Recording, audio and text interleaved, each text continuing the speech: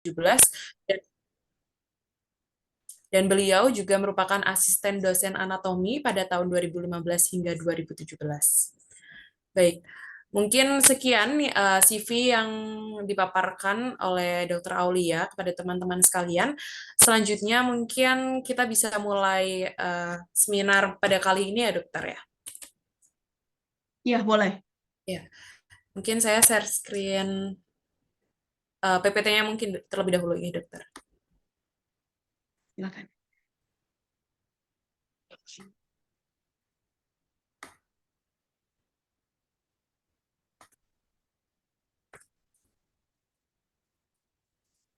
Apakah sudah tampak, Dokter?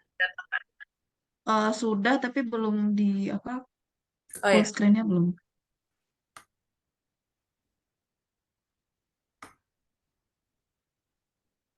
Di enable dulu. Oh, udah bisa. Oke,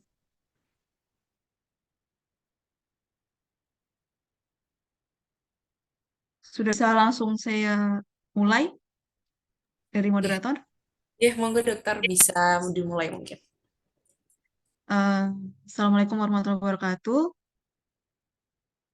Selamat malam semuanya. Selamat malam. Mohon izin dokter. Ada senior saya di sana, Dokter Nabil, ada Dokter Ida, dan seluruh senior yang ada di Zoom meeting ini beserta yang saya banggakan dan saya sayangi dari adik-adik dari FK Unimus yang baru akan lulus atau baru mau. Jadi di sini saya mewakili dari Ikatan Alumni Dokter dari FK Unimus. Di sini saya mewakili untuk jadi dokter polisi. Kedokteran polisian tuh apa sih? Boleh di next? Oke, ada yang tahu nggak kedokteran kepolisian itu apa? Dari rekan-rekan semua. Jadi di next lagi ada dokter. Nah, menurut Peraturan Kepala Kepolisian dari Negara Republik Indonesia nomor 12 tahun 2011, nah di sini ada tentang yang namanya kedokteran kepolisian, yaitu penerapan ilmu, pengetahuan, dan teknologi dari kedokteran beserta ilmu-ilmu pendukungnya untuk kepentingan tugas dari kepolisian.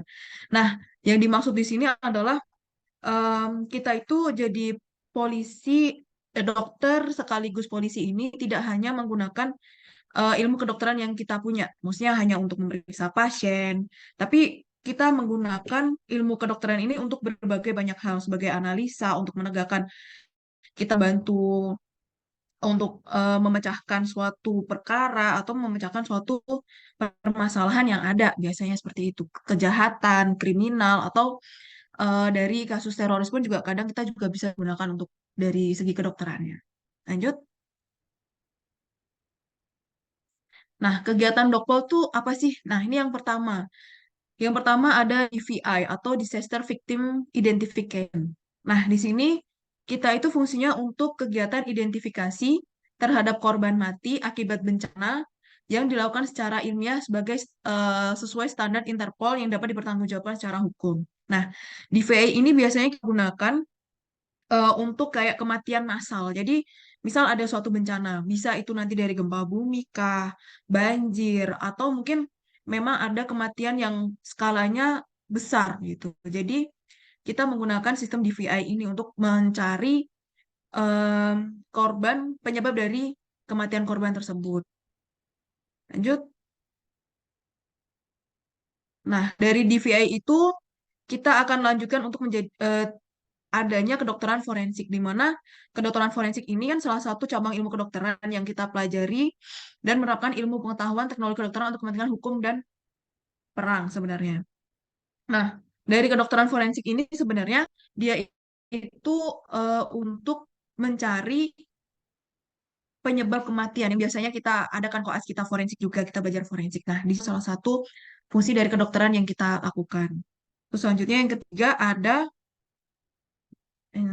Keskamtipnas atau Kesehatan Keamanan dan Ketertiban Masyarakat. Nah, di sini peran ilmu yang pengetahuan teknologi kedokteran itu untuk kepentingan tugas polri dalam memelihara keamanan dan ketertiban dari masyarakat. Nah, boleh dilanjut. Ada beberapa contoh-contohnya. Nah, ini yang kasus DVI. Jadi DVI itu kita ada beberapa tahapnya ya, kurang lebih ada 5 tahap. Nah, di sini ada tempat pelaporan. Jadi untuk pemeriksaan dari antemortem dan postmortemnya. Terus yang kedua di sini, ini praktek dari kedokteran forensik itu sendiri yang dilakukan di kamar jenazah. Terus selanjutnya, oke, di sini ada kemampuan dokpol. Sebenarnya kemampuan dokpol tuh apa sih selain 3 kegiatan yang kita lakukan tadi?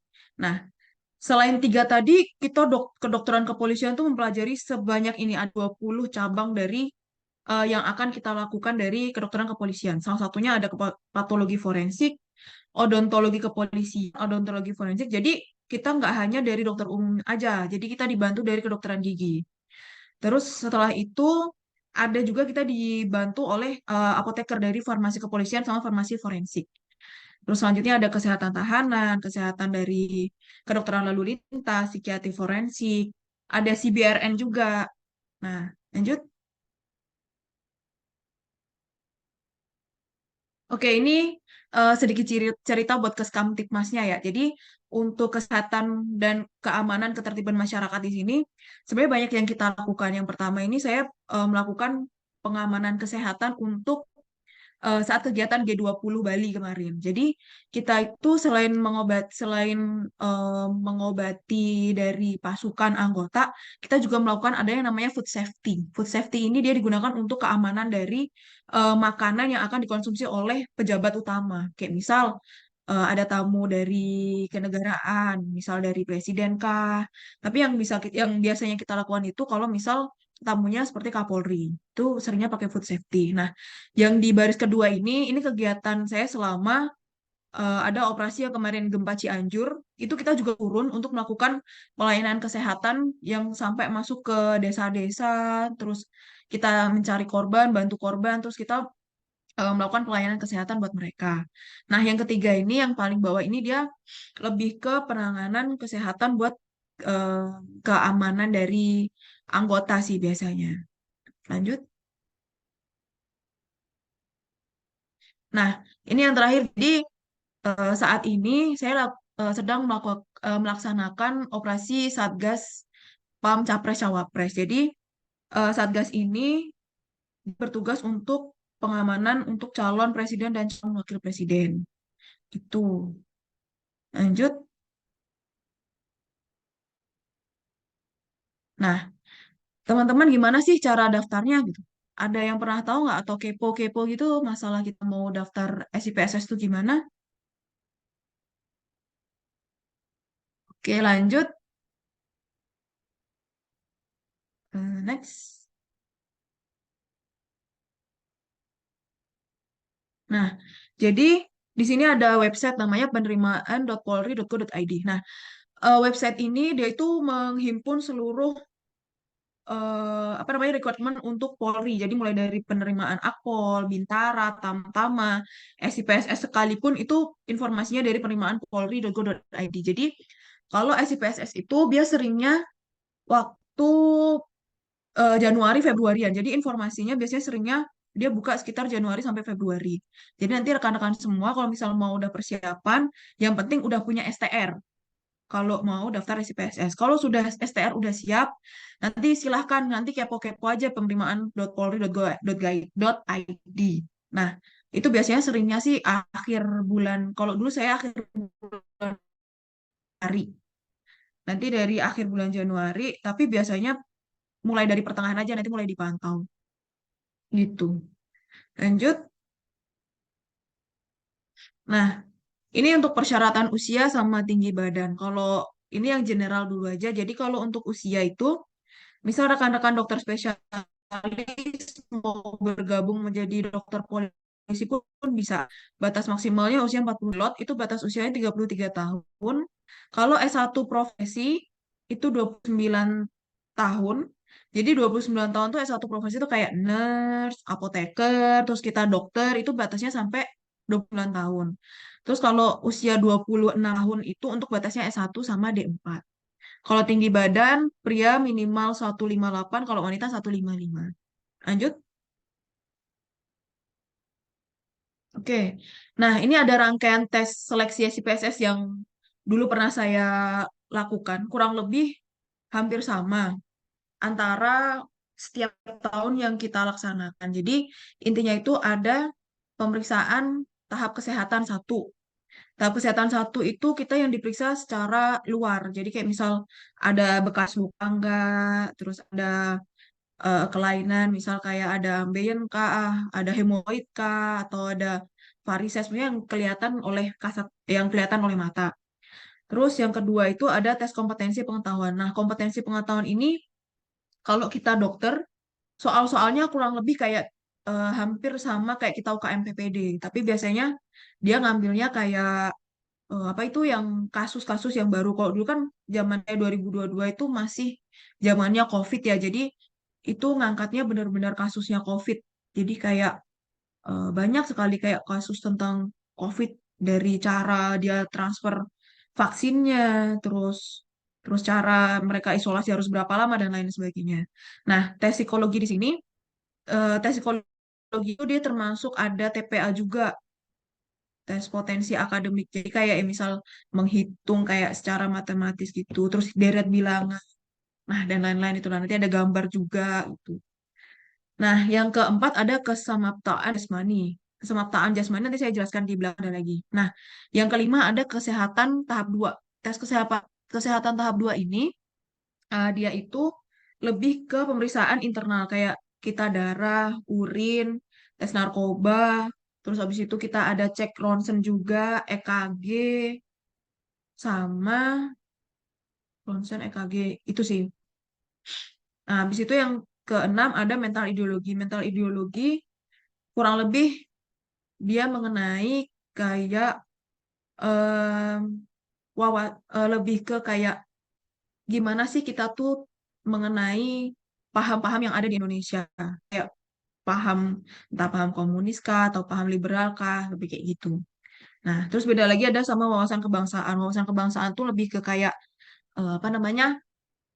Lebih ke sebenarnya tuh apa yang kalian tahu tentang kayak apa ya? Ya sejarah Indonesia lah, lebih ke undang-undang, ke Pancasilaan, lebih yang kayak gitu. Oke, lanjut. Nah, ini tes kesemaptaan tuh dia dibagi jadi dua, ada kesemaptaan B sama kesemaptaan A sama B. Nah, yang A itu terdiri dari lari 12 menit, dia push up, sit. Jadi untuk lari lari push up, sit up, pull up, chinning. Nah, jadi bedanya di sini kalau pull up ini untuk yang laki-laki, kalau cewek kita nggak pull up tapi kita ngelakuin chinning. Nah, terus ada shuttle run. Nah, di sini masing-masing punya nilai yang berbeda-beda antara cowok sama nanti yang polisi laki sama polisi wanita. Poluan polkinya beda. Nah, kalau lari 12 menit itu kalau cowok, kalau polki itu paling enggak dia selama 12 menit ada sekitar minimal 6 putaran. Minimal. Itu biar bisa dapat nilai lebih dari 50. Kalau cewek 4 sih udah bagus. 4 lebih lah sampai 5. Itu bagus dan. Nah, kalau push up kalau cowok itu nilai 100-nya 38, kalau cewek nilai 100-nya 40. Kalau sit up, kalau cowok nilai nilai 100-nya itu sit up cowok itu 32 kalau nggak salah 32 atau 38. Kalau yang cewek 40 juga. Atau 38, 40 lah sekitar situ. Nah, pull up ini nilai 100 buat cowok itu sekitar 17 kali bisa naik. Kalau chinning 100-nya lebih dari 70 dalam 1 menit. Nah, shuttle run ini lebih cepat, lebih baik. Dia nilai 100-nya tuh sekitar 16 detik kalau nggak salah. 3 kali putaran. Terus lanjut. Nah, Kasama Tabe itu cuma satu, dia cuma ada renang. Renang yang kita lakuin cuma 25 meter. Nggak jauh kok. Harus kurang dari 1 menit udah nyampe. Lanjut. Nah, ini untuk syarat berkas. Kalau misal nanti ada yang berkenan, bisa nanti saya share kurang lebih syaratnya hampir sama sih kalau setiap tahun untuk berkas yang bakal disiapkan buat ke apa? Buat seleksi itu kurang lebih sama. nggak jauh beda. Syarat-syaratnya paling nggak jauh-jauh dari yang syarat yang saya kirim ini. Gitu. Lanjut. Nah, ada pertanyaan nggak?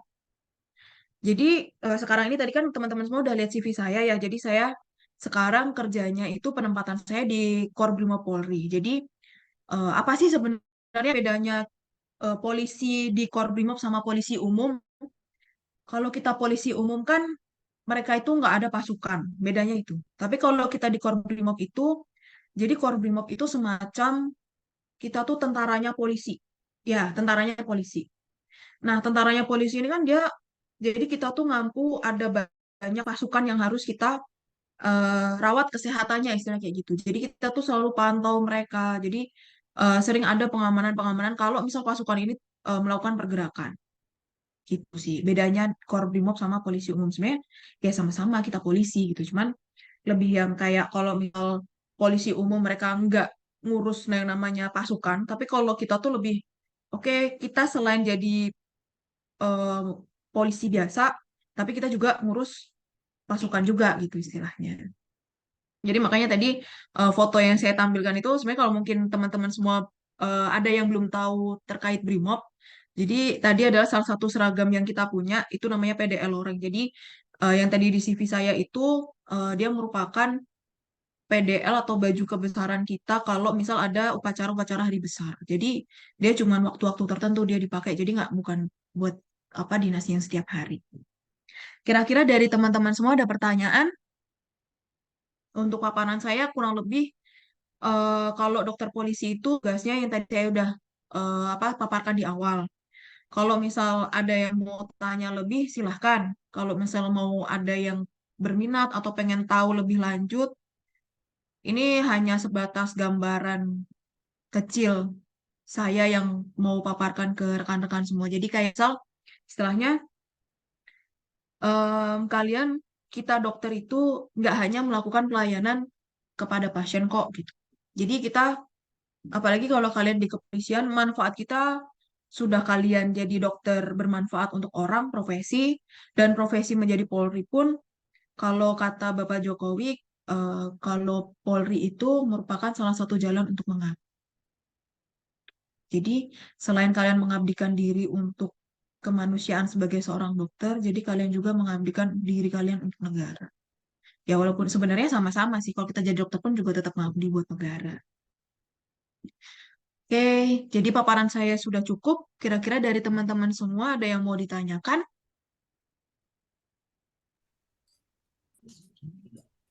Baik, terima kasih dokter. Mungkin saya kembalikan ke teman-teman atau rekan sejawat yang lainnya. Mungkin ada pertanyaan dari beberapa penjelasan yang sudah tadi dipaparkan oleh dokter Aulia. Kepada teman-teman, mungkin saya buka 3 pertanyaan terlebih dahulu ya. Silakan.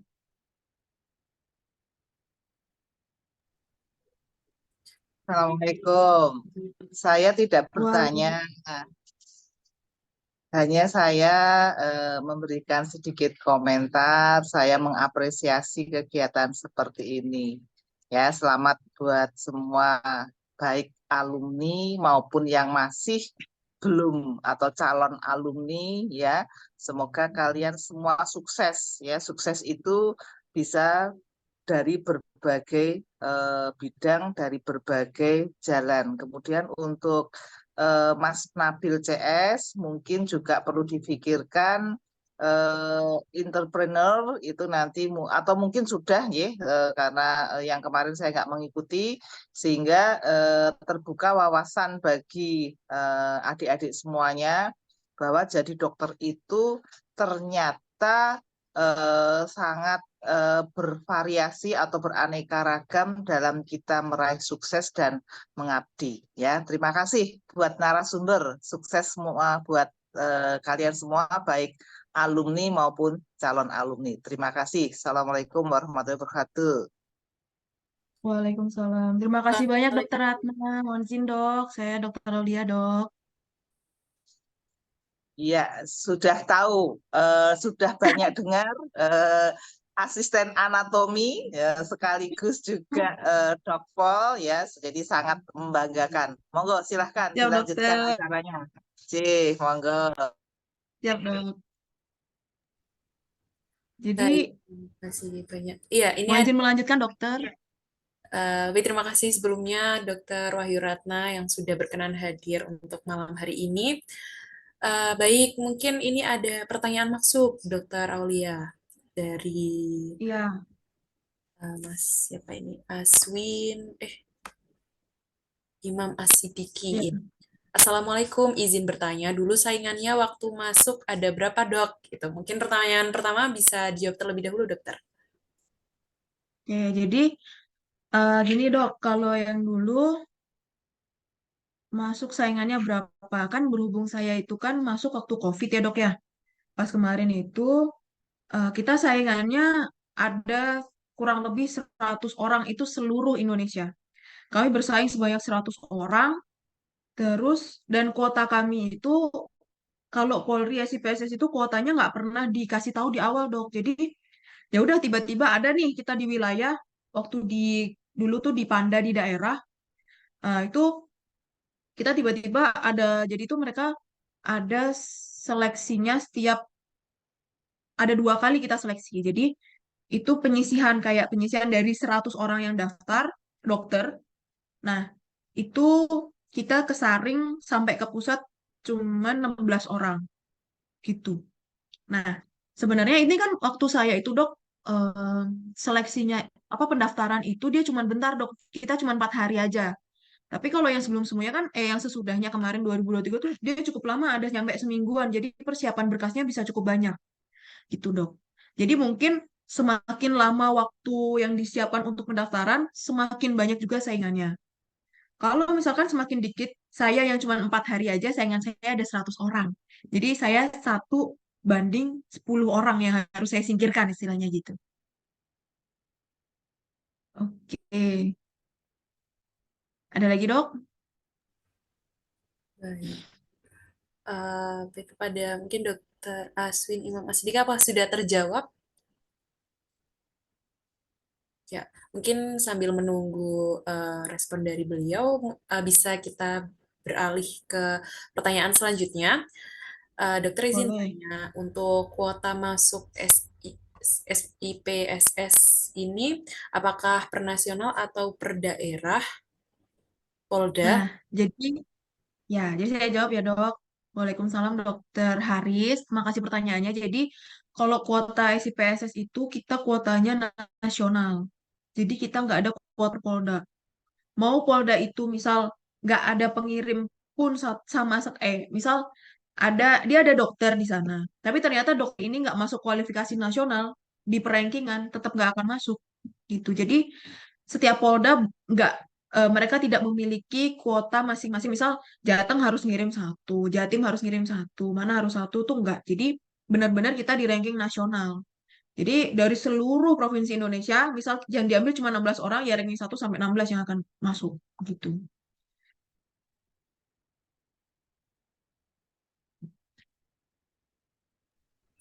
Terus Baik, ada lagi dok?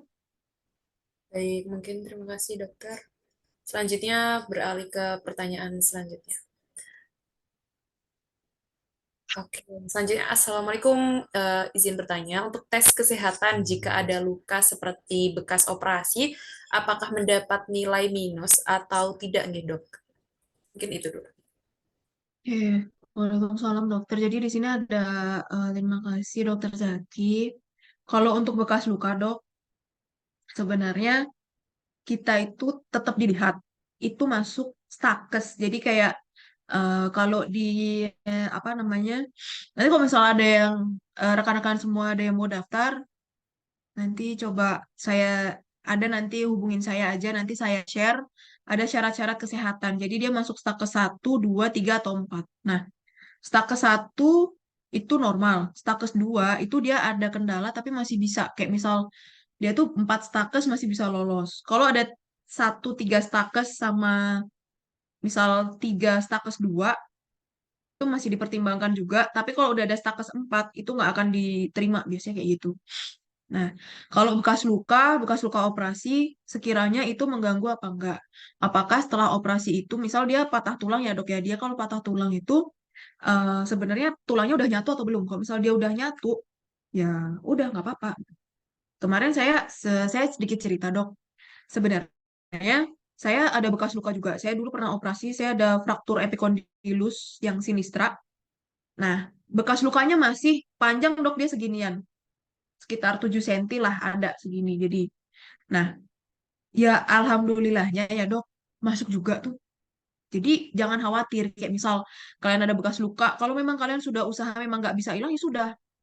Intinya satu dok. Jadi semua dokter kalau mau nyoba SIPSS silahkan. Kalau misal kalian itu rezeki, kalian akan dapat kok. Itu aja. Baik, terima kasih atas jawabannya, dokter. Selanjutnya kita beralih ke pertanyaan selanjutnya. Izin bertanya, dokter, untuk mata yang minus itu ada minimal minusnya atau tidak ya, dok? Mungkin itu dulu, dok. Oke.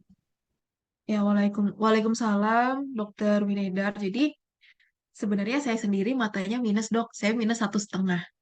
Nah, sebenarnya kalau kita dokter, dok, itu eh, banyak toleransinya sebenarnya.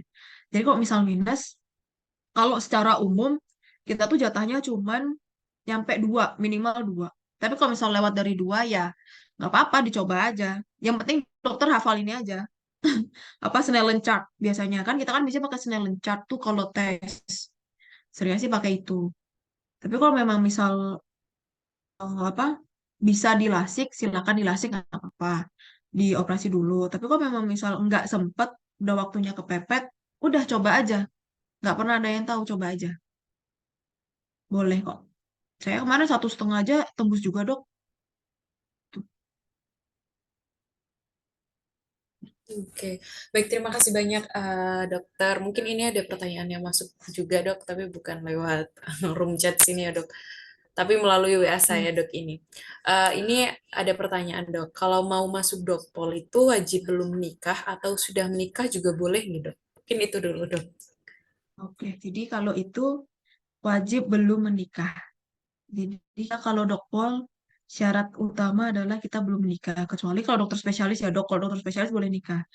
Tapi kalau misalnya kita dokter umum itu kita nggak boleh nikah.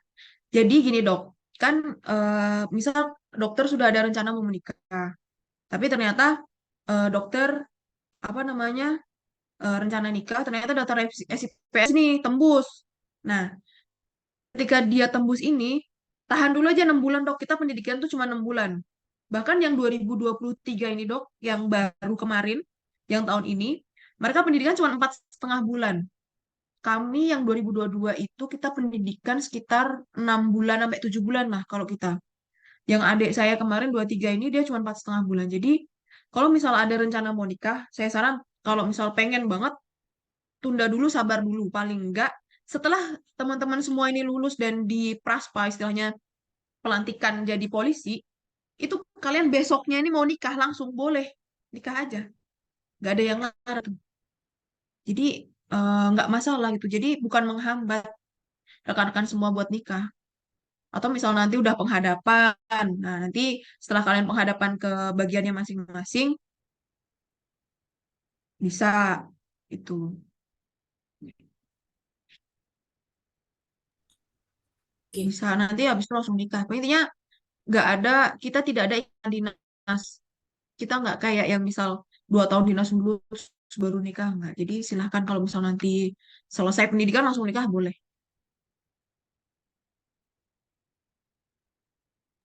Oke, baik. Terima kasih banyak, dokter. Ini ada pertanyaan lagi nih, dok. Em, Betul gak sih, dok? Di masyarakat ada stigma kalau misal dokter mau daftar itu lebih mudah daya serapnya. Itu menurut dokter Aul, itu benar atau tidak? Dokter masuknya lebih daya serap, maksudnya keterimanya lebih gede gitu dok, apa gimana? Iya, Daya jadi serap apa itu? sebentar, dokter. Iya, Oh, betul. kemungkinan dia terima maksudnya. Iya, betul. Oke, jadi sebenarnya kalau kalau ini ya dok ya, Kalau kita tuh tergantung kebutuhan, satu. Kalau misal, kalau yang tahun saya tuh sebenarnya kayak kita tuh selalu dikagetkan dengan kuota nasional gitu. Jadi tiba-tiba kita tuh cuman, kita ada kayak namanya apa ya itu? Saya lupa. Kayak pokoknya tuh ada pengumuman. Jadi setiap kita melakukan 3 tes, kayak misal kemarin tuh saya ngelakuin tes kesehatan, terus kompetensi pengetahuan sama psikologi tuh. Terus habis itu saya ada pengumuman lagi dari pusat. Nah, pengumuman pusat itu langsung kita perankingan. Nah, setelah perankingan nanti langsung habis tuh kita. Habis. Terus habis itu baru ikut yang tes daerah tahap 2. Nah, dari tahap 2 ini itu seleksi juga, Dok. Nanti ke sisi lagi. Nah, dari yang ke sisi lagi itu baru kita nanti geser ke pusat. Jadi sebenarnya eh, kuota itu tergantung pusat. Kalau misal rekan-rekan semua nanti mau dongkrak nilai yang banyak, itu dongkraknya di pengetahuan sama psikologi itu biasanya nilainya besar di situ. Kalau yang untuk tahap daerah ya itu.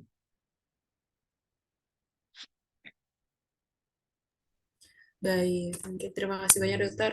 Eh, Iya. Bahkan melebihi ekspektasi saya ya dok. Ini pertanyaannya tadi saya buka 3 tapi Oh ini ya, banyak lagi. Mungkin ya maksudnya, iya. Ya, mungkin saya buka kembali kepada rekan-rekan sekalian. Mungkin ada yang ingin ditanyakan terkait dengan kedokteran kepolisian dari Dokter Aulia ini. Jika ingin bertanya, mungkin bisa oh, chat di kolom chat atau bisa langsung bertanya, raise hand terlebih dahulu.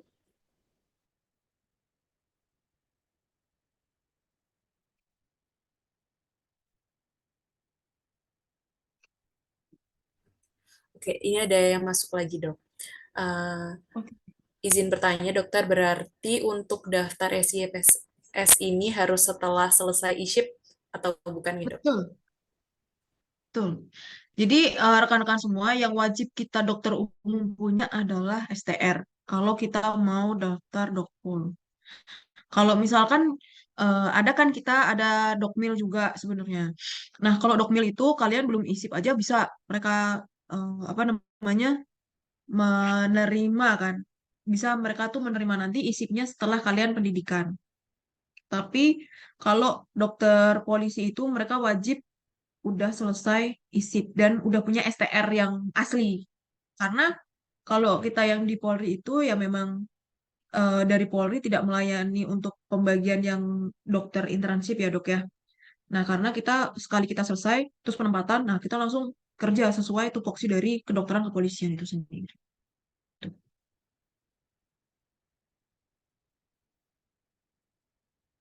Ada Baik, lagi terima yang mau kasih. tanya rekan-rekan semua dokter. Jadi siapa tahu nih dari paparan saya ada yang berminat melanjutkan. Jadi nanti jadi AD junior saya kan nanti kita ketemu dari Unimus. Sebenarnya ada lagi dok, ini yang 2023 tapi dokter gigi.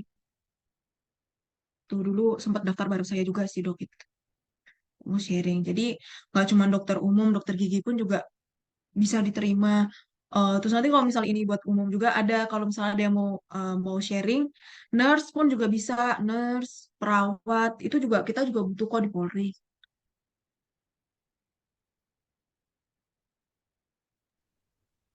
Oke, terima kasih banyak, dokter. Mungkin eh, saya buka kembali nih yang terakhir dari rekan-rekan sekalian. Apakah mungkin ada yang masih menjanggal di hati, ada yang ingin ditanyakan kepada dokter Aulia?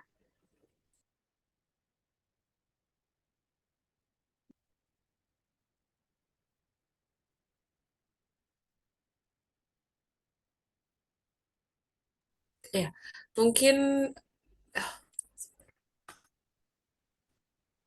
oh ini ada pertanyaan masuk lagi, dok.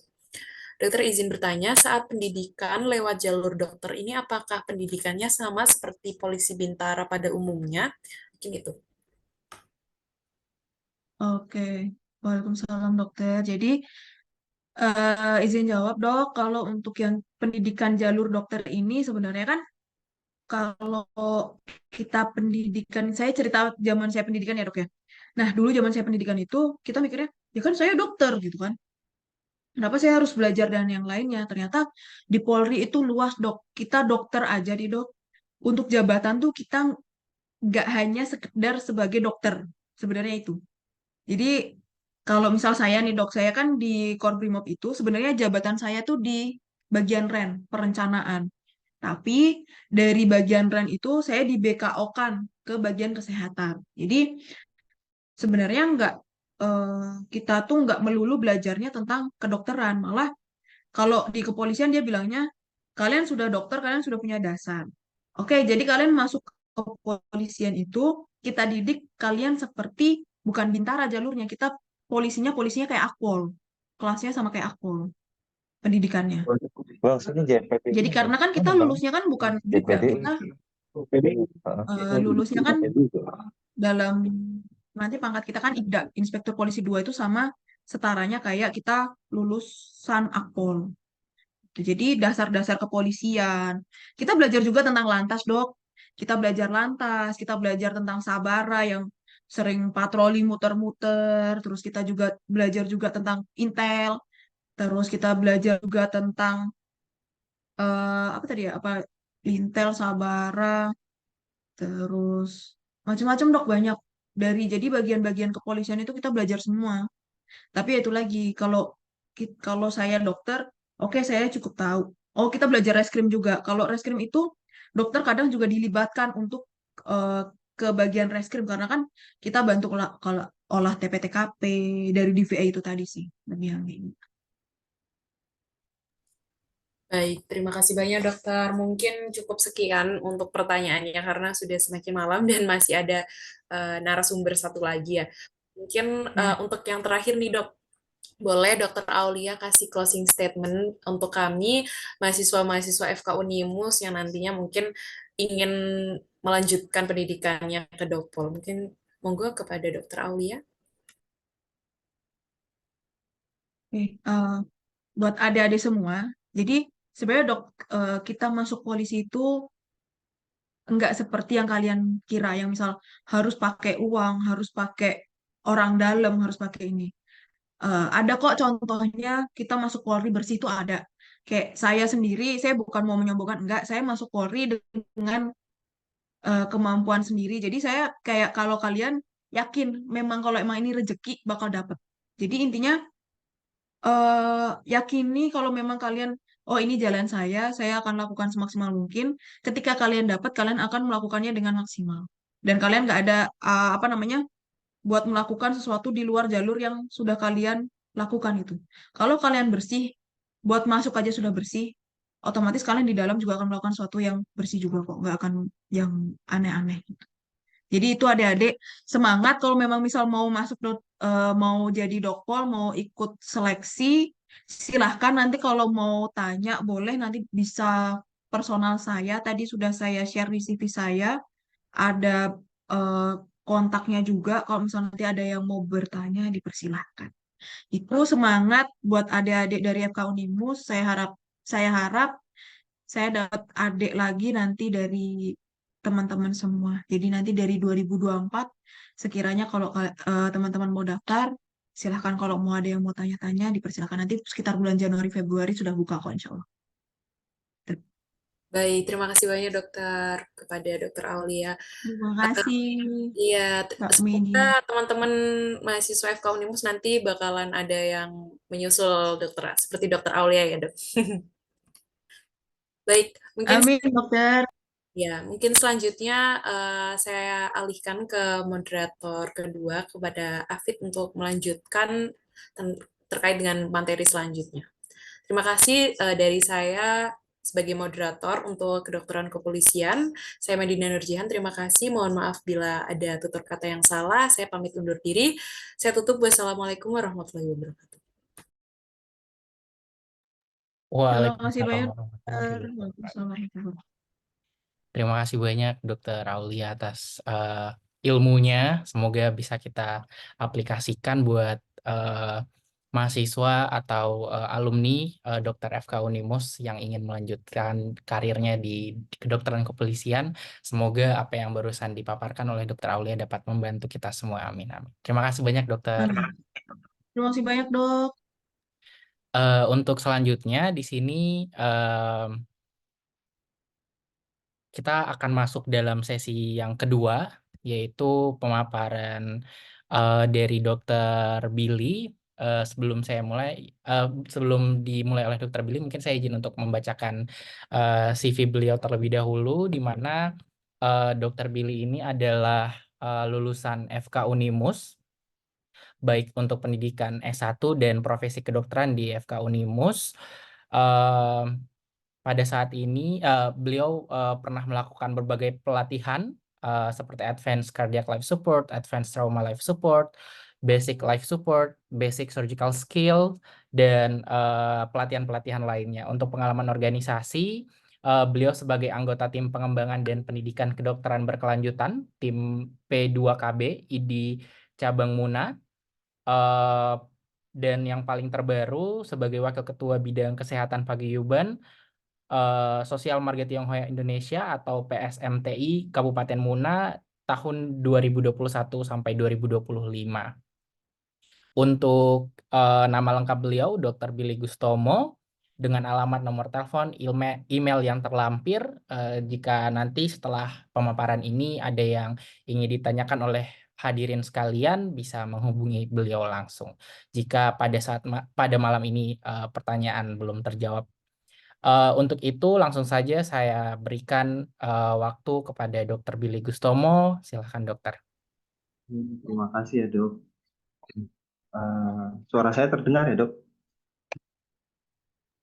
Terdengar dokter.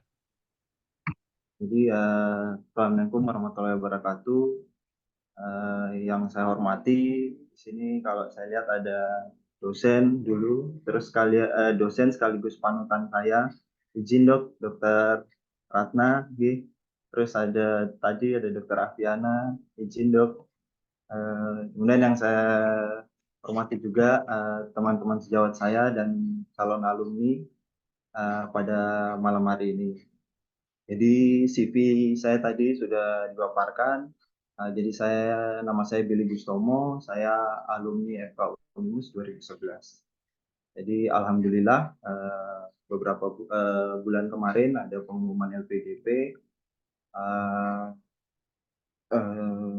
Kemudian saya dihubungi sama Dr. Nabil dan Dr. Erwin. Jadi kalau bisa dibagi pengalamannya. Jadi saya langsung, oh ya siap. Jadi ini salah satu kontribusi saya sebagai alumni. Karena saya kalau bisa dibilang menghilang cukup jauh. Karena saya terlempar ke Sulawesi Tenggara. Kalau ada yang tahu Kabupaten Muna, di situ saya bekerja sekarang. Jadi langsung kita bahas saja karena sudah cukup malam. Jadi mungkin bisa ditampilkan slide-nya.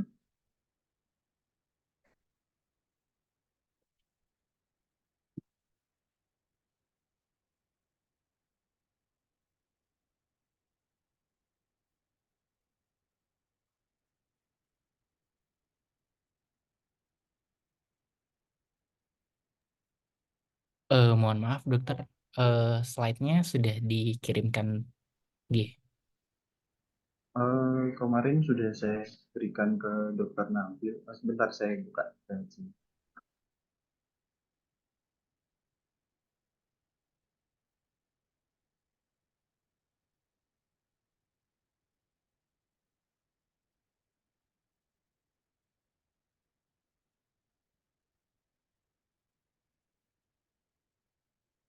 Kelihatan ya dok ya? Sudah terlihat dokter.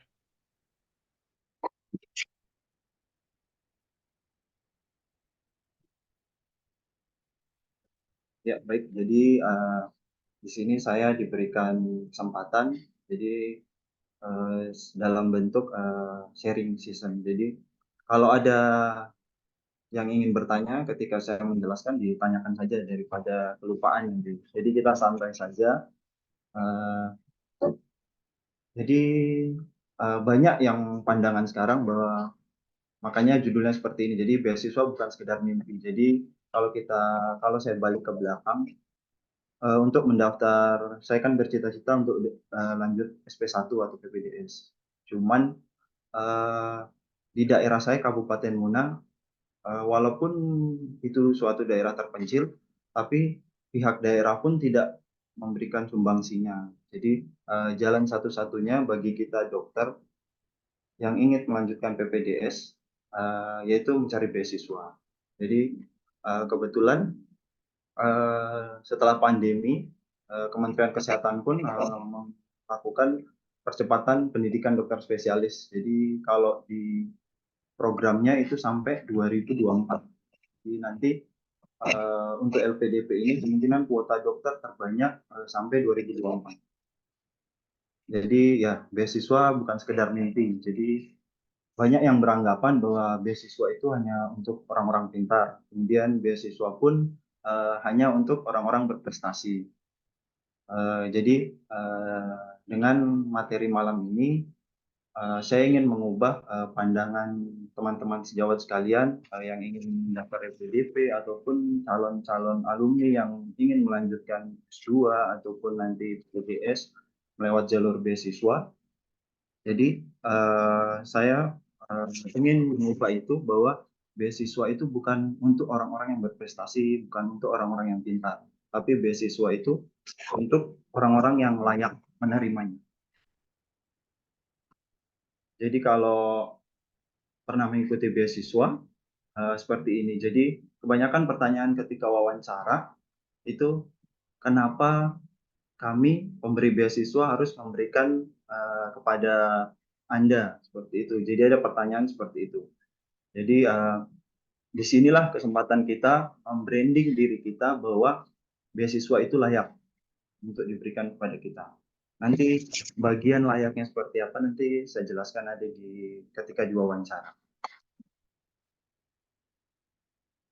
Jadi ini gambarannya. Jadi kalau ada yang pernah melihat Sulawesi, mungkin yang lebih terkenal Wakatobi. Jadi di samping Pulau Muna ini ada Wakatobi. Jadi kalau ada yang lebih jauh dari saya, jangan berkecil hati. Jadi karena begini,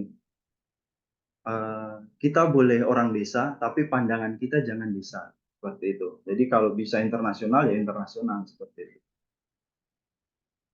Kemudian yang jadi pandangan tadi yang saya jelaskan bahwa saya tidak mempunyai prestasi, saya tidak memiliki mungkin nilai yang bagus, apakah saya bisa lulus beasiswa? Jadi seperti itu.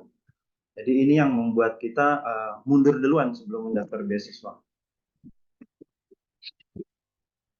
Kemudian yang berikut, saya tidak bisa berbahasa Inggris. Jadi ini pengalaman saya, banyak teman-teman saya ketika saya mengajak, yuk kita daftar beasiswa, yang paling pertama saya tidak bisa berbahasa Inggris. Padahal kalau kita lihat syarat untuk di beasiswa pun untuk TOEFL sendiri ada grade-grade-nya. Jadi kalau saya secara pribadi, saya pun tidak terlalu mahir dalam bahasa Inggris. Yang penting saya mencukupi untuk nilai lulusnya untuk pendaftarannya dulu.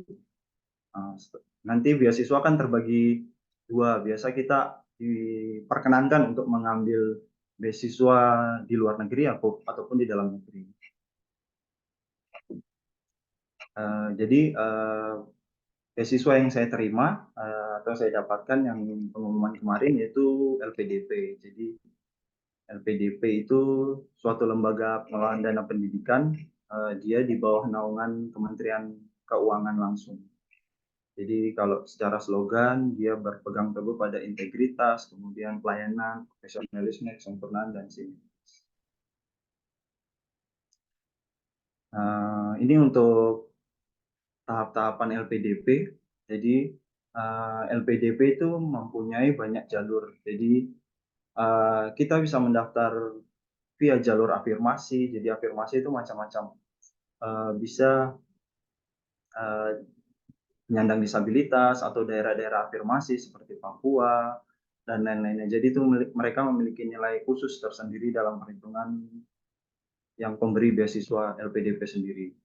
Kemudian yang ini yang saya jelaskan tadi bahwa Kementerian Kesehatan sejak pandemi mereka membuat satu program percepatan dokter spesialis pendidikan. Jadi untuk dokter-dokter yang ingin melanjutkan fellowship atau SP2 atau dokter umum yang mau melanjutkan KPPDS atau SP1, Jadi kita berpeluang besar di sini. Jadi targeted ini yang menjadi prioritas dari LPDP.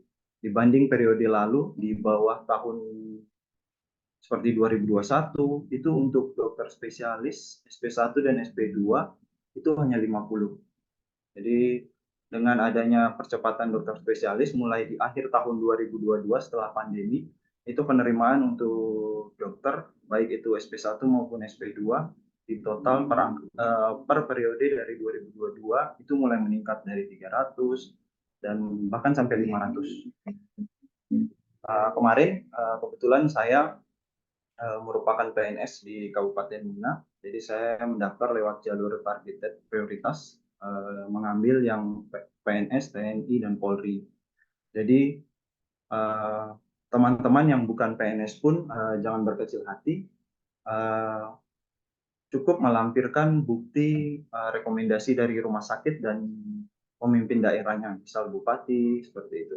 Kalau saya, karena saya PNS, jadi selain rekomendasi dari rumah sakit tempat yang saya tuju, di situ juga saya diminta untuk melampirkan persyaratan dari BKD. Jadi harus ada izin dari BKD terlebih dahulu, minimal eselon 2. Kemudian ada sektor industri, jadi untuk yang kewirausahaan, terus kemudian kerjasama bidang meteorologi dan sains material. Kemudian untuk pendaftar S2 itu paling banyak di sini. Jadi LPDP yang umum.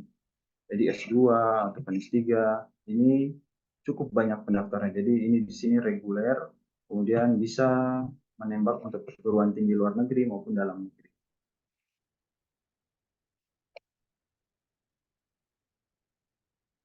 Kemudian ini untuk periode kedua di tahun 2023, total pendaftar LPDP ada sebanyak ini. Jadi kemarin pertemuan penerima beasiswa itu totalnya ada 17.305.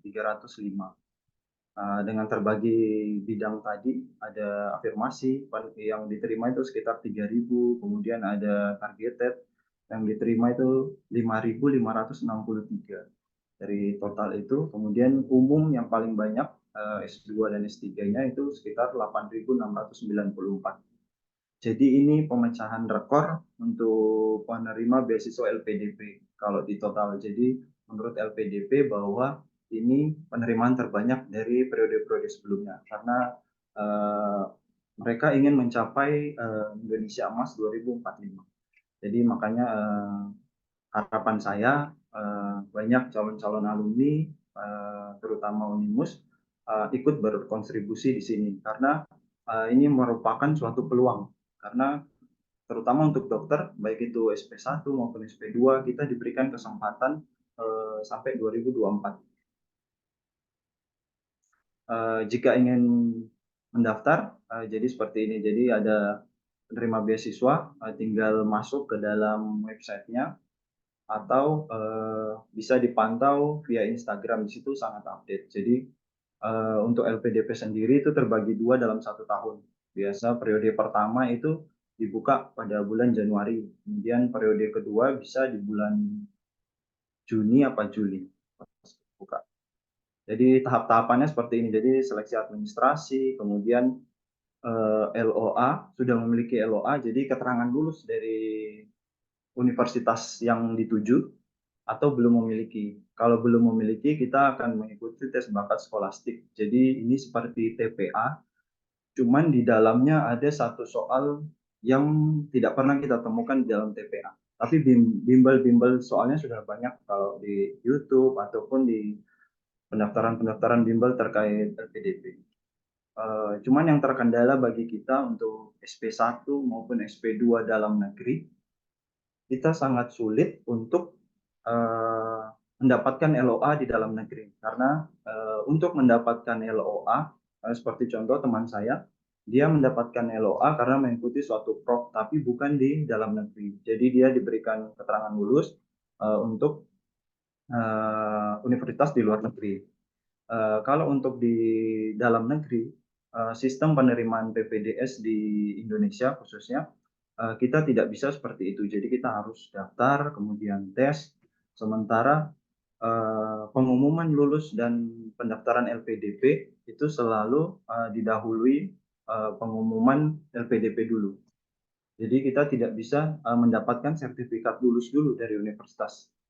Lain cerita, misal ada teman di Brawijaya, dia lulus untuk periode ini, tapi masuk penerimaan PPDS-nya di periode selanjutnya. Nah, jadi itu masih bisa untuk mendaftar LPDP di periode Januari tahun depan, seperti itu. Kemudian setelah tes bakat skolastik, di situ nanti ada passing grade. Setelah kita dinyatakan lulus, kemudian kita akan lanjut pada seleksi substansi. Jadi substansi di sini, disinilah kita membranding diri kita, berjuang mati-matian, karena kuncinya sebenarnya ada di sini. Jadi di esai kita, terus kemudian personal branding. Jadi ketika mendaftar kita disuruh membuat esai minimal 1.500 kata dan pengenalan diri kita. Jadi kita diminta mengeksplor apa kekurangan kita, apa kelebihan kita, seperti itu. Jadi ketika wawancara yang ditanya seputar itu. Setelah itu substansi dinyatakan lulus, terus kemudian kita di tempat penetapan beasiswa. Jadi nanti selanjutnya keluar SK dan pendaftaran ke universitas.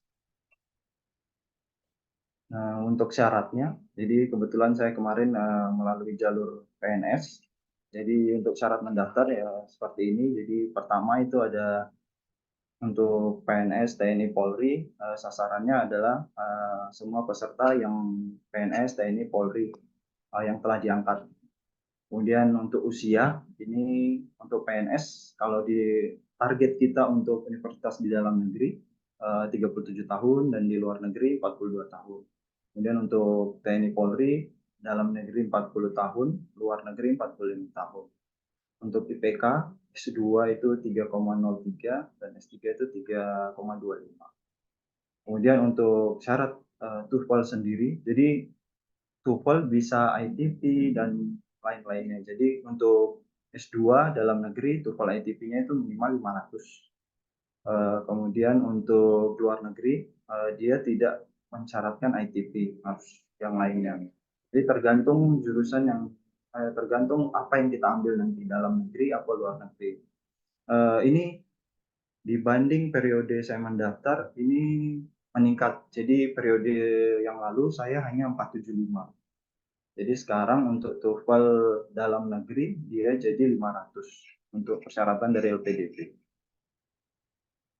Dokumen-dokumen khusus karena saya tadi PNS, jadi SK jabatan saya, SK terakhir, SK pengangkatan, kemudian harus ada usulan daerah eselon 2. Untuk teman-teman PNS, biasa yang jadi kendala adalah ini. Jadi surat usulan daerah eselon 2. Karena terutama untuk wilayah Sulawesi Tenggara, ada istilah siapa yang dekat dengan api, dia yang dapat rekomendasi, seperti itu. Jadi kalau Sulawesi Tenggara itu sangat susah untuk kita mendapatkan rekomendasi daerah. Jadi walaupun di sini jarang dokter, tapi mereka tetap memprioritaskan seperti gampangan orang dalamnya itu. Jadi kalau kita tidak mempunyai siapa-siapa, ya kita harus semangat terus, coba terus biar dikasih, seperti itu. Jadi rekomendasi, kemudian tambahnya rekomendasi direktur. Jadi tes bakat skolastik itu sejenis TPA. Sebenarnya sama seperti TPA. Jadi kita diberikan waktu 90 menit 60 soal. Jadi terbagi dalam 23 soal verbal. Jadi ada 30 menit kita dikasih waktu. Isinya ada analogi, silogisme, analitik, seperti itu. Kemudian kuantitatif dari deret, aljabar, ya ini yang baru. Jadi kecukupan data. Kita diberikan 25 soal dengan 40 menit. Jadi kecukupan data itu kita diberikan pilihan A, B, tapi itu hanya data. Jadi kita mengerjakan, gampangannya kita mengerjakan soal A, apakah bisa ketemu jawabannya. Soal B, apakah bisa ketemu jawabannya. Jika hanya A, itu jawabannya berarti A. Tapi jika hanya B, itu berarti jawabannya B. Tapi jika hanya AB itu jawabannya kalau AB bisa itu jawabannya C dan seterusnya. Jadi ini suatu soal yang baru kalau bagi saya. Cuman contohnya sudah banyak. Jadi di bimbel-bimbel, kalau di YouTube itu juga sudah ada. Ini bisa dilihat nanti. Kemudian berikutnya pemecahan masalah. Jadi kita diberikan grafik atau diberikan cerita, kita diminta untuk kritis menelaahnya seperti itu. Jadi ada 12 soal, diberikan 20 menit.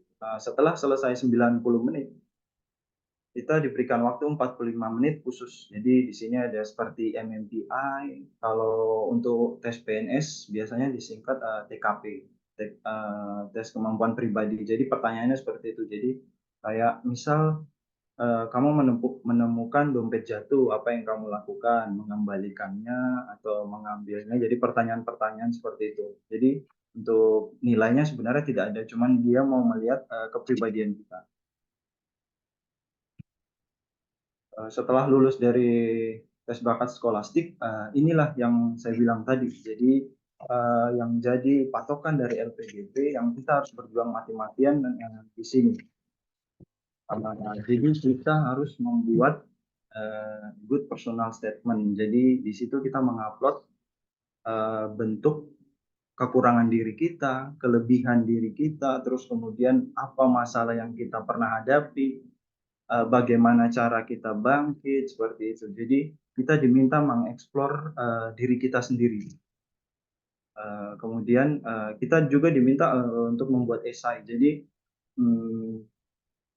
esai nanti kalau mungkin waktunya masih ada nanti saya paparkan atau mungkin saya bagikan. Jadi esai itu kita diminta menulis suatu esai seperti kalau teman-teman pernah menulis skripsi, jadi kita diminta merangkum ada benang merah. Jadi dari perkenalan nama kita, terus kemudian apa masalah yang ada di daerah. Misal kita contoh saya mengambil bedah.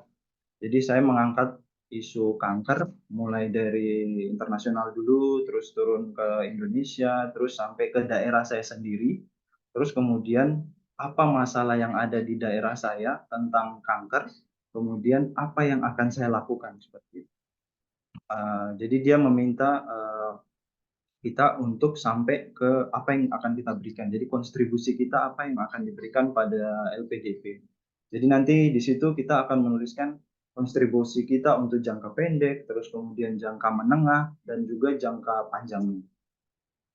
Jadi seperti itu. Jadi kenapa Anda layak? Yang pertama ya kita harus menguasai ini. Jadi good personal statement kita harus kita kuasai. Apa yang kita tulis karena itu yang akan ditanyakan ketika wawancara. Karena di wawancara itu akan ada 3 pewawancara dengan identitas yang dirahasiakan. Cuman kalau saya menebak-nebak dari cara mereka bertanya, jadi 3 pewawancara itu sepertinya satu seorang psikolog, satunya lagi seorang akademisi, satunya lagi seorang dokter spesialis. Jadi mereka bertanya secara bergiliran seperti itu.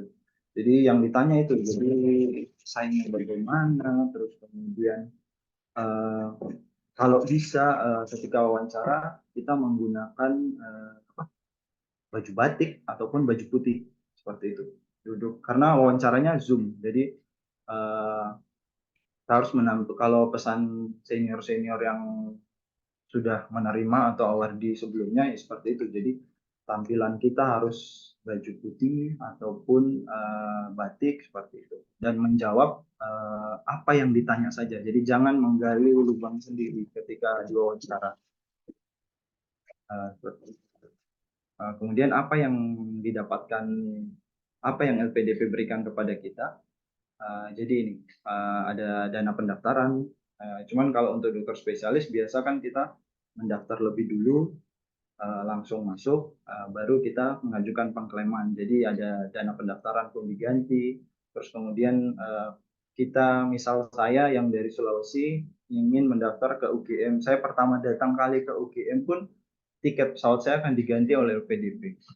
Terus kemudian SPP, terus tunjangan buku, terus bantuan penelitian, tesis atau disertasi, dana bantuan seminar, bahkan dana bantuan publis jurnal internasional pun akan diberikan oleh LPDP.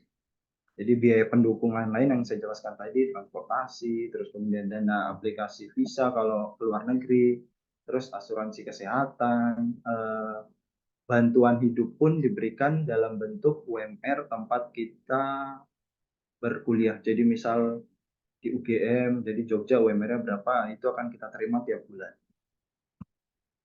Kemudian untuk doktoral, itu akan diberikan tunjangan keluarga. Jadi anaknya boleh ikut, terus kemudian istrinya juga pun boleh ikut, tapi 1 tahun setelah dia menerima LPDP-nya. Di balik apa yang diberikan LPDP begitu besar, kita pun sangat terikat oleh LPDP ini. Jadi ketentuan pengabdian penerima beasiswa. Jadi karena sebelumnya banyak awardee yang lari, misalnya dari luar negeri, tidak kembali ke Indonesia, jadi LPDP membuat sistem yang lebih ketat lagi. Jadi penerimaan itu diwajibkan kembali ke Indonesia. Terus beberapa kasus yang ingin melanjutkan ke luar negeri biasa dipantau oleh dari kedutaan besar Indonesia yang ada di sana, seperti itu. Kalau yang luar negeri. Terus kemudian untuk dokter, saya sendiri maupun SP1 maupun SP2, kita terikat untuk berkontribusi di daerah yang diberikan oleh LPDP 2N+1. Jadi misal saya bedah kan 4 semester, jadi di situ akan diberikan 4 kali 2 ditambah 1. Jadi saya harus 9 tahun, minimal 9 tahun berada di daerah yang diberikan oleh LPDP. Dan daerahnya pun tidak bisa saya menentukan. Jadi misal saya di Kabupaten Muna, suatu saat ketika saya lulus, di Kabupaten Muna sudah terisi dokter bedah dengan maksimal kuota rumah sakit. Jadi mau tidak mau saya siap untuk ditempatkan di mana saja sesuai arahan dari pemberi beasiswa. Jadi biasanya Kementerian Kesehatan akan bekerja sama dengan Kementerian Keuangan untuk menempatkan dokternya di mana. Kemudian LPDP bekerja sama dengan Direktorat ini yang saya bilang tadi, Jenderal Imigrasi. Jadi yang peserta-peserta luar negeri mereka akan dipantau langsung oleh Kedutaan Besar Indonesia yang tempat mereka tuju. Jadi terakhir dari saya, pesan saya untuk teman-teman semua, jadi beasiswa bukan untuk orang pintar, tapi namun untuk orang yang layak. Jadi bagaimana layaknya, ya tadi saya sudah sampaikan bahwa kita membranding diri kita dari esai, terus kemudian personal statement kita, bagaimana kita mencari sesuatu yang bisa kita unggulkan di dalam diri sendiri. Jadi terima kasih, mungkin saya kembalikan ke moderator, jika ada pertanyaan langsung di ini saja Kak. Terima kasih. Baik, dokter. Terima kasih banyak, Dokter Billy, atas presentasinya yang luar biasa, ilmu-ilmu yang diberikan oleh Dokter Billy pada malam hari ini. Beasiswa bukan untuk orang pintar, namun untuk orang yang layak. Luar biasa sekali. Mungkin langsung saja saya buka untuk sesi tanya jawabnya kepada para hadirin yang ingin bertanya, dipersilahkan.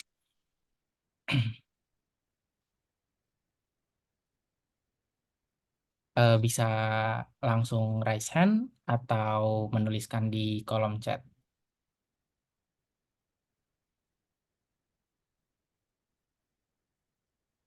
Mungkin sambil menunggu pertanyaan dari yang lain, ini ada titipan pertanyaan dokter lewat chat pribadi saya.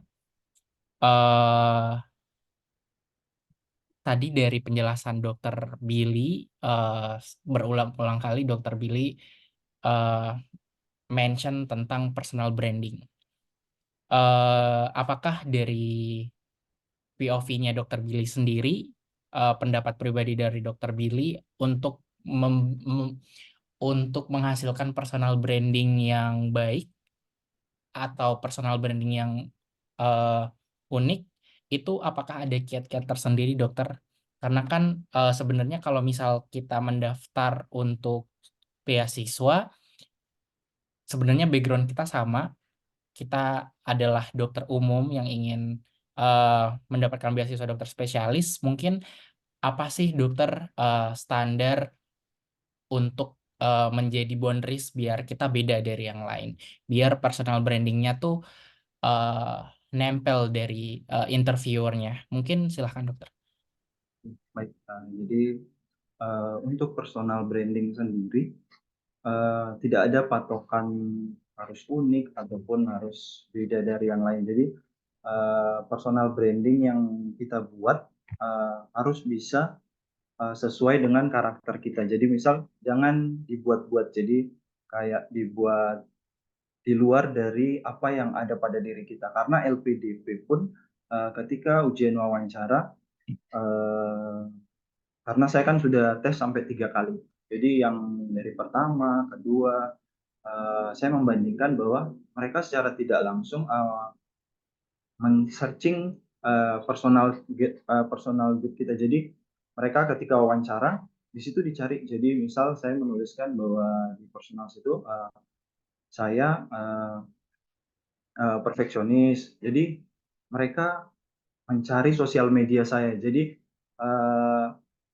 di situ akan dibuka, dilihat di sosial media saya, dilihat apakah ini seperti ini, dibandingkan seperti itu. Jadi saya pernah satu kasus, saya menjelaskan pengalaman saya di Kabupaten Muna tempat saya bekerja. Secara diam-diam ternyata mereka sudah membuka Kabupaten Muna itu apa, sampai muncul pertanyaan berapa luas wilayah Kabupaten Muna, terus kemudian berapa jumlah penduduknya, berapa jumlah kecamatannya. Jadi sampai hal sedetail itu pun mereka melihatnya. Jadi kalau saya pribadi buatlah personal good kita sesuai apa yang kita punya. Jadi saya pertama kali menyusun LPDP terus terang saya pun gagal. Jadi saya tidak lulus dengan range nilai yang cukup jauh. Untuk tes kedua kebetulan saya sudah menikah, jadi saya sharing bersama istri saya kira-kira, jadi itulah dia. Jadi kita harus mencari partner sparring kita. Jadi kalau yang sudah menikah boleh sama istri, atau mungkin yang belum boleh sama teman dekatnya, itu juga boleh. Jadi kita harus mengulik apa yang ada di diri kita. Jadi kekurangan saya apa, terus kelebihan saya apa, seperti itu. Jadi kalau nanti bingung personalnya seperti apa, ini saya tampilkan saja biar ini ada gambaran.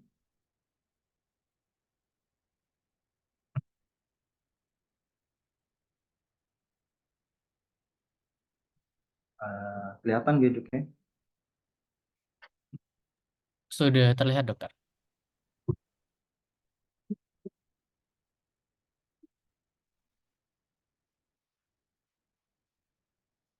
Jadi seperti ini. Jadi kita diminta pertama itu di personal statement itu ada kekuatan atau kelebihan kita. Jadi usahakan intinya kita menulis suatu kemampuan kita yang memang bisa kita pertanggungjawabkan dan tidak melebih-lebihkan. Jadi seperti ini contoh, memiliki kemampuan manajemen yang baik, mampu memaksimalkan sumber daya yang tersedia, membantu menemukan solusi. Karena dan pun kita harus memberikan contoh. Jadi contohnya saya memanfaatkan minimalnya SDM perawat dan memaksimalkan alat kesehatan yang terbatas untuk memaksimalkan pelayanan kesehatan di puskesmas, seperti itu.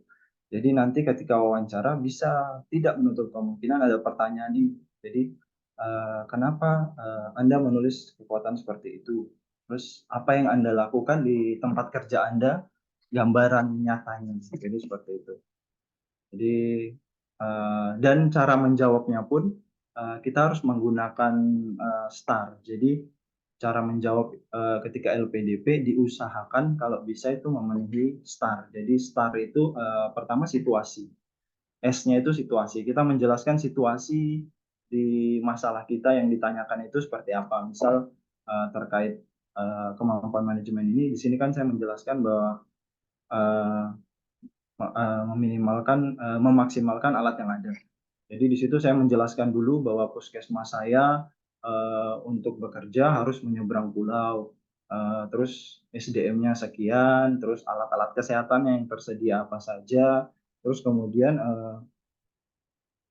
STAR, T-nya itu tugas dan tanggung jawab. Jadi kita jelaskan lagi tugas saya di situ bertugas sebagai apa, terus kemudian tanggung jawab saya sebagai apa, terus kemudian misal saya sebagai dokter, karena minimalnya alat saya memaksimalkan yang ada. Jadi saya coba menyebut satu kasus, misal kejang demam.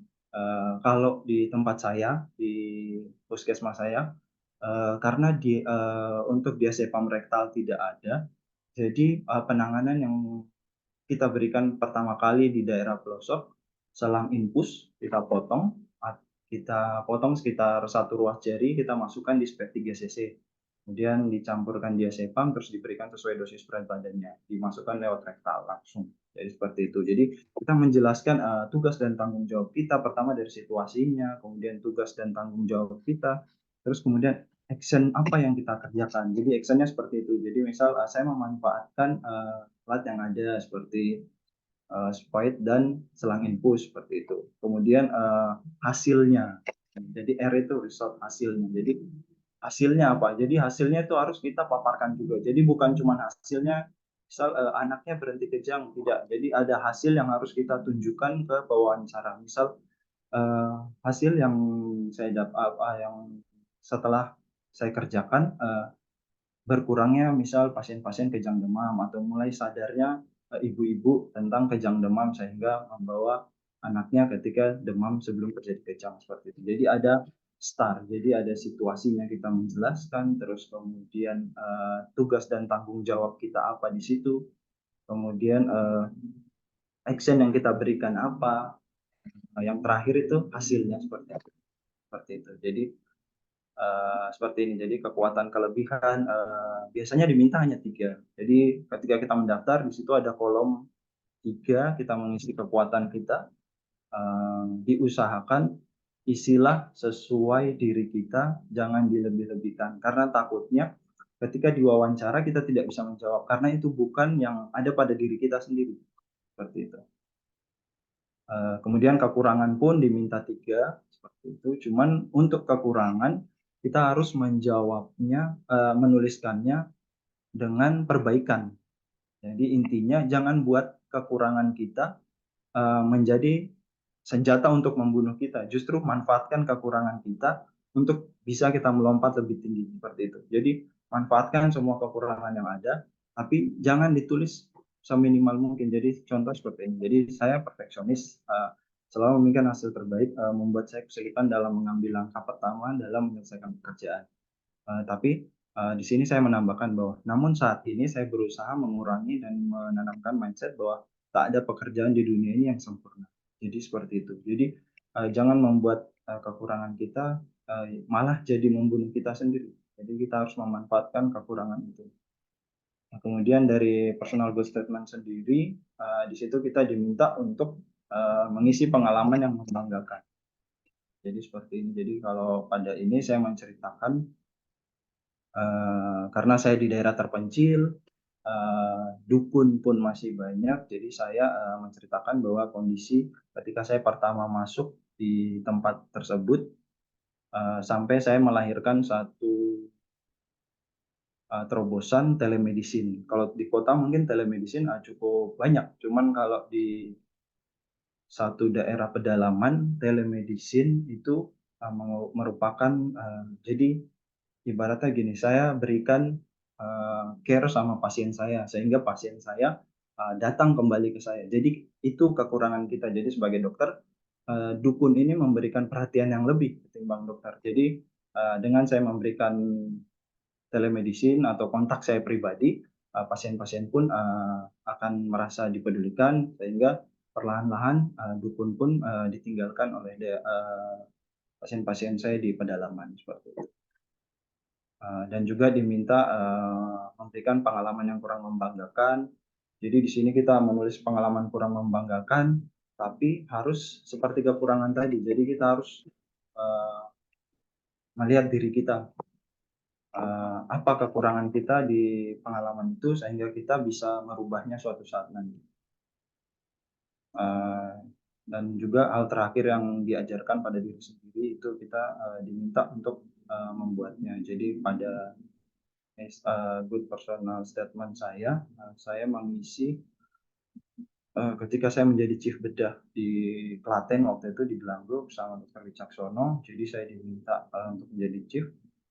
Jadi saya itu memanfaatkan apa yang diberikan tanpa mengeluh. Jadi ketika saya ingin melanjutkan, beliau pun melihat mungkin kerja saya seperti apa dahulu, jadi sangat memberikan rekomendasi untuk beliau.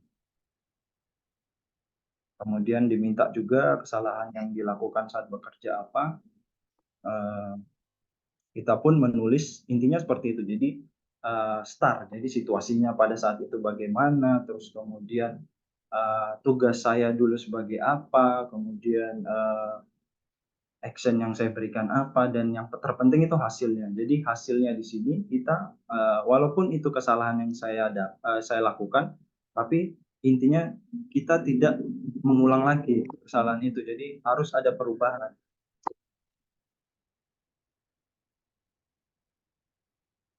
Kemudian juga biasa ditanya pernah melakukan tugas di luar lingkup tugas kita, misal saya PNS, saya dokter, di sini saya membagikan bahwa pengalaman saya bekerja di ketika Hari Bakti Dokter Indonesia, saya ditugaskan sebagai juru foto seperti itu. Jadi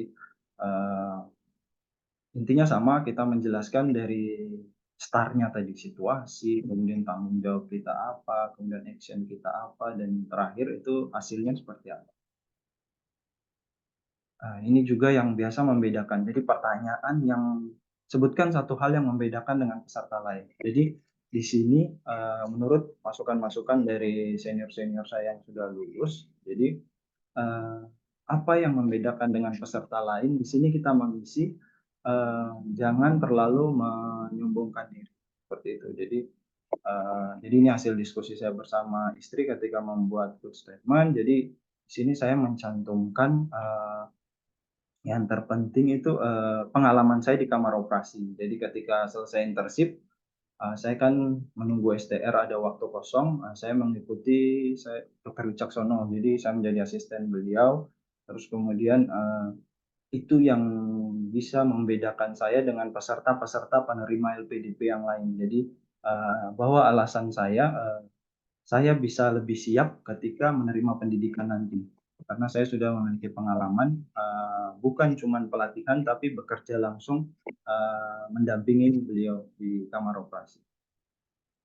Jadi seperti itu, jadi gambaran untuk personal goal statement. Jadi intinya tulis sesuai apa yang bisa kita pertanggungjawabkan, tidak dilebih-lebihkan.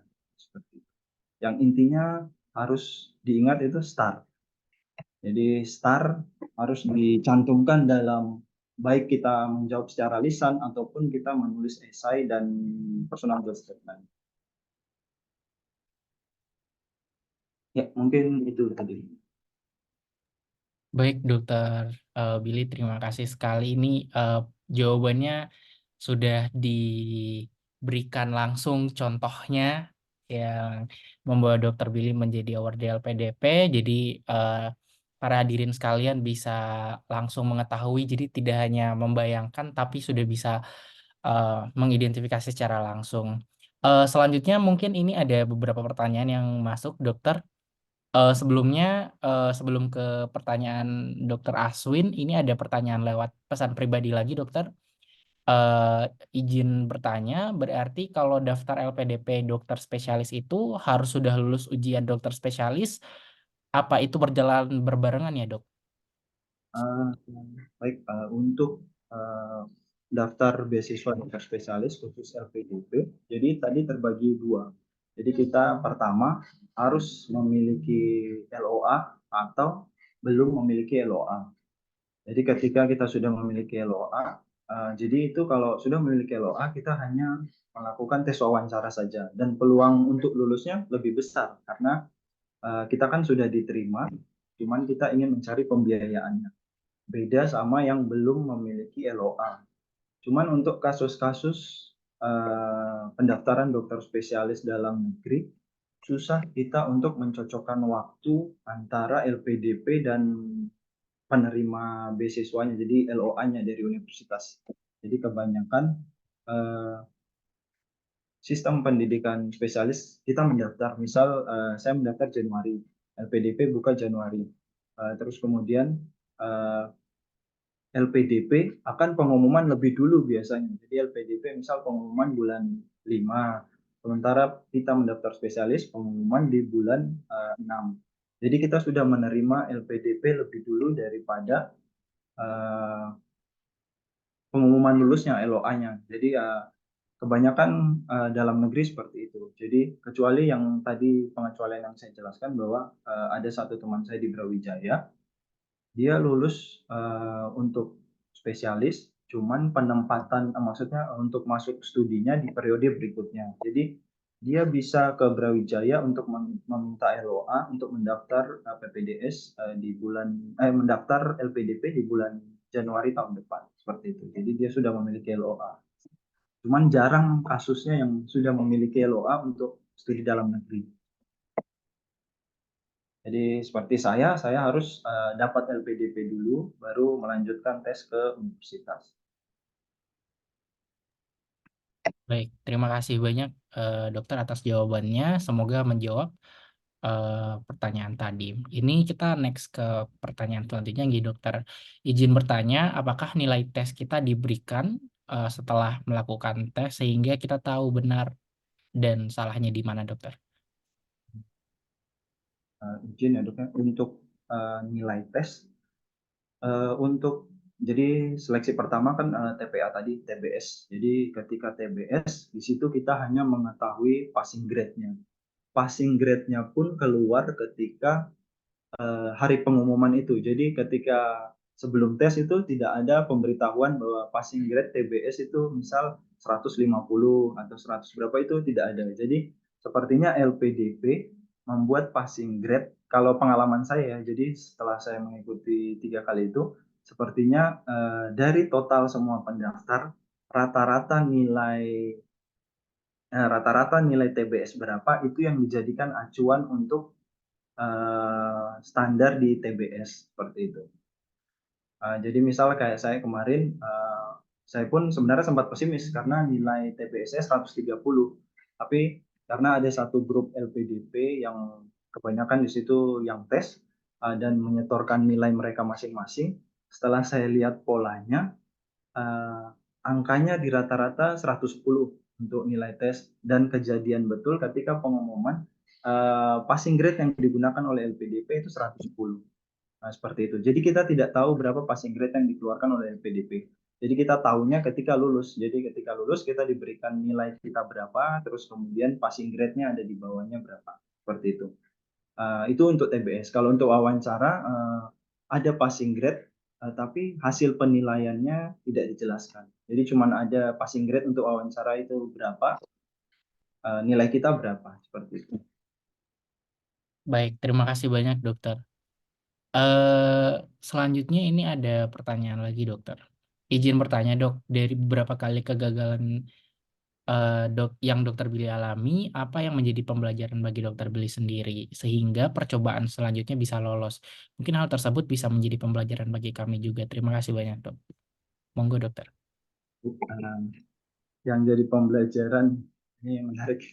Yang jadi pembelajaran ya jangan menyerah, intinya itu. Jadi karena ketika kita mendaftar beasiswa, yang tadi saya jelaskan bahwa pandangan kita sebenarnya sudah dikucilkan duluan. Jadi saya tidak berprestasi.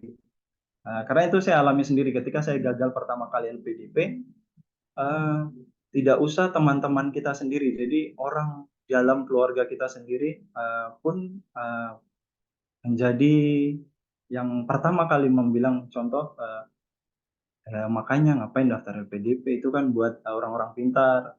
Maksudnya kan mereka tahu kita kapasitas kita seperti apa. Jadi seperti itu. Makanya pesan saya terakhir, tuh LPDP ataupun beasiswa apapun bukan untuk orang-orang pintar. Jadi beasiswa itu hanya untuk orang-orang layak. Jadi di situ kita akan kenapa kita layak untuk diberikan beasiswa? Karena setelah saya 3 kali mencoba LPDP, ketika wawancara sebenarnya yang diingin oleh pewawancara adalah itu. Jadi kenapa kita layak untuk mereka berikan beasiswa seperti itu. Jadi intinya jangan menyerah, apalagi LPDP, karena syaratnya pertama pasti TOEFL.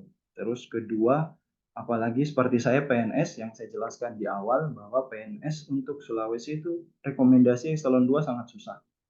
Jadi ketika kita dapat rekomendasi itu hanya bisa digunakan 1 tahun. Jadi di tahun yang sama, jadi misal 2023 ya kita gunakan di 2023. Jadi sebagai contoh, kemarin saya digunakan di 2022 pertama kali mendaftar, saya tidak bisa menggunakan kembali rekomendasi saya di 2023. Jadi saya harus mencari rekomendasi kembali. Jadi saya sebagai PNS harus masuk sana sini lagi, menghadap lagi, ya itu yang biasanya jadi patah semangat. Jadi kalau saya intinya semangat terus, coba saja terus, intinya buat kalaupun kita salah atau tidak lulus, dibuat kembali esainya, karena saya pun beberapa kali utak-atik saya diubah terus. Jadi walaupun tidak lulus, dicoba lagi. Seperti itu. Baik, jangan menyerah pesannya ya dok. Dokter, ini ada pertanyaan lagi, tapi lewat chat pribadi lagi dok. Assalamualaikum dokter, berapa lama dokter mempersiapkan untuk LPDP ini?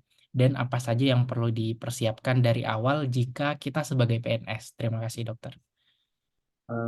Untuk persiapan LPDP, yang pertama itu tadi, jadi LPDP pertama kali yang saya ikuti itu 2022.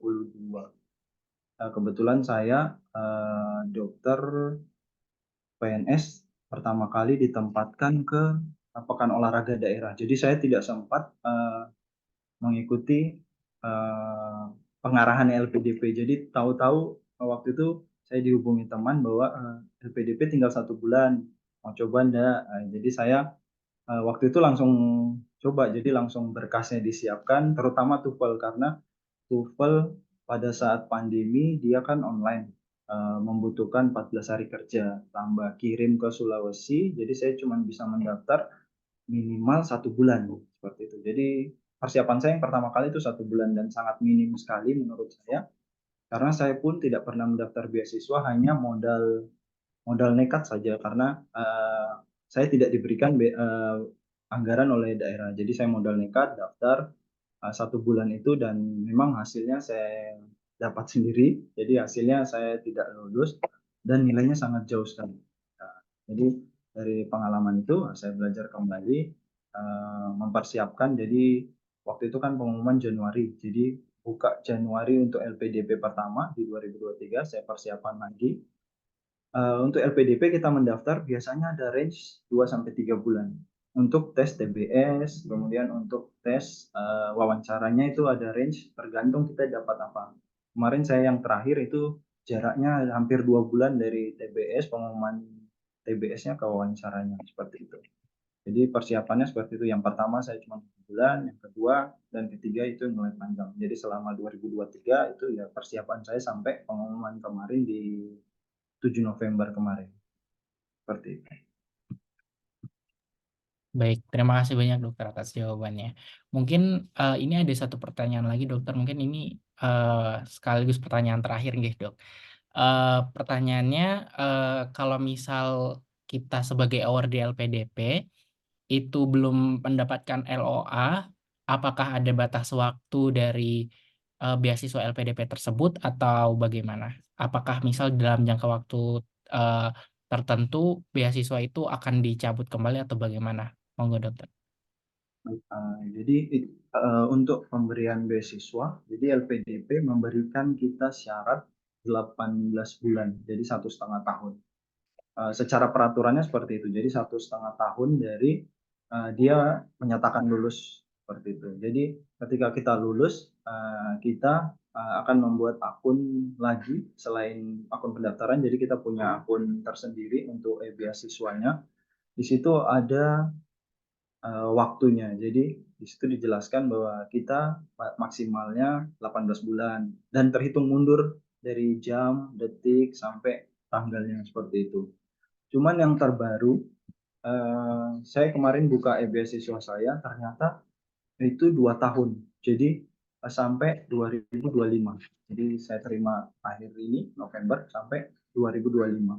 Kalau sesuai peraturan kan 18 bulan.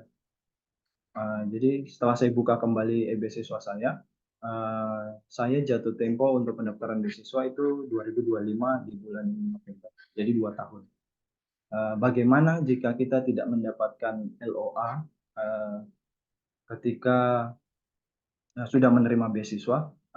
Dari pengarahan kemarin, kita akan diberhentikan. Jadi istilahnya kita di-banned 1 tahun untuk pendaftaran LPDP seperti itu.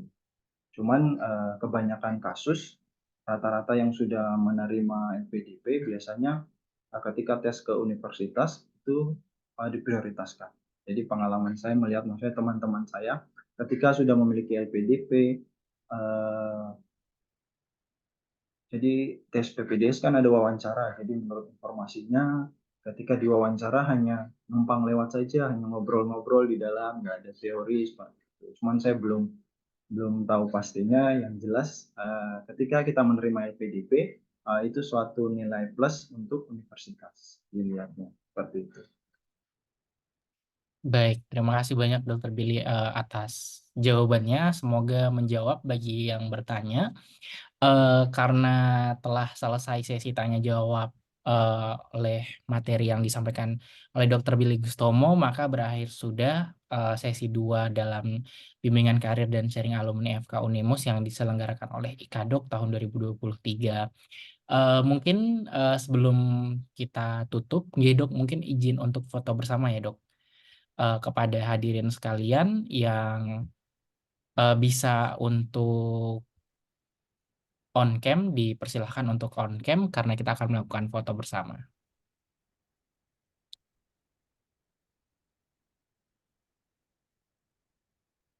Mungkin akan kami tunggu dalam waktu 1 menit untuk mempersiapkan kameranya dihidupkan.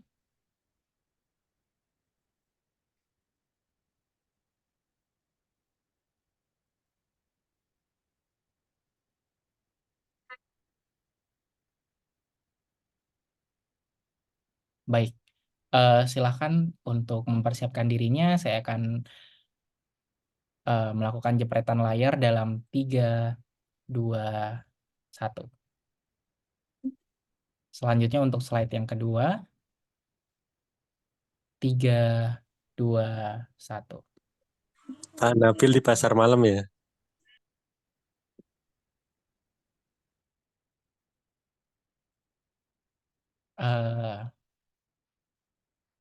Karena telah selesai untuk seluruh agenda kita pada malam hari ini, maka berakhirlah sudah bimbingan karir dan sharing session FK Unimus dari IKADOK tahun 2023. Terima kasih banyak atas kesempatan, ilmu, dan waktu yang telah diluangkan dari Dr. Aulia dan dari Dr. Billy. Sukses terus, Dokter. Sehat selalu, bahagia selalu. Terima kasih juga untuk seluruh para hadirin, tamu undangan, mahasiswa Fakultas Kedokteran Unimus, dan para dokter alumni FK Unimus. Semoga kita semua selalu dalam keadaan sehat walafiat dan bahagia selalu. Terima kasih. Saya tutup. Wassalamualaikum warahmatullahi wabarakatuh. Makasih Om Billy. Wah.